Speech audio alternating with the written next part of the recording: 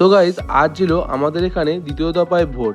এই দ্বিতীয় দফায় ভোটে আর একটু হলে আমার বিশাল বড় ক্ষতি হয়ে যাচ্ছিল। তো হ্যালো গাইস, আমি রানা, আমার আবারও একটি নতুন ভিডিওতে আপনাদের সকলকে স্বাগত। দিনটি ছিল 29শে এপ্রিল 2026 বুধবার। ঘড়িতে সময় তখন সকাল 7টা।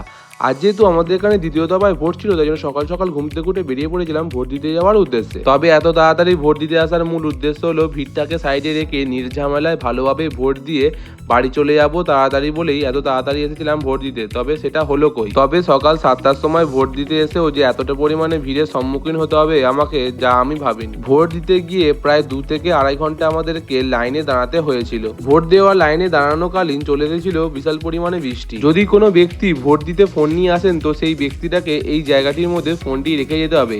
এই ব্যবস্থাটি খুব ভালো করেছিল এবং ফোন রাখবার সময় একটি টোকেনও দিচ্ছিল, যা আবার ফোন নেওয়ার সময় ফেরত দিতে হচ্ছিল। তো এত সুন্দর ব্যবস্থাটিকে আপনাদের মধ্যে ভিডিওর মাধ্যমে তুলে ধরবো বলে ভিডিও করছিলাম।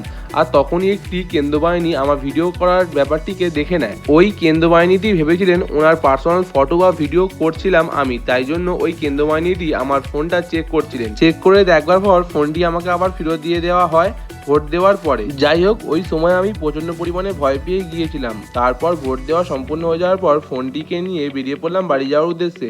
আজকের ভিডিওটা আমি এখানে শেষ করছি। আবারও দেখা হচ্ছে একটি অন্য কোনো ভিডিওতে। Good bye, tata.